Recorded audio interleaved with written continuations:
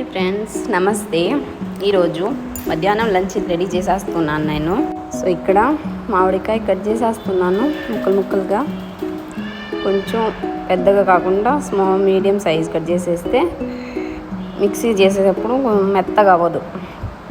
Cut చేసేసి oil పోసి దానిలో ఎండుమిరకాయలు అన్నీ రెడీ చేసేస్తున్నాను.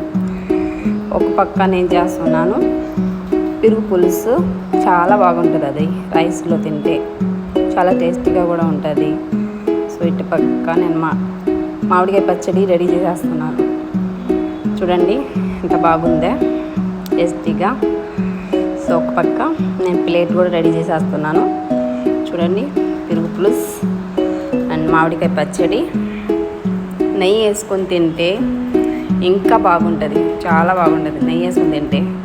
నా హస్బెండ్ బాగా తింటారు నెయ్యి వేసుకొని పచ్చడిలో. సో ఇక్కడ నా ప్లేట్ కూడా రెడీ అయిపోయింది.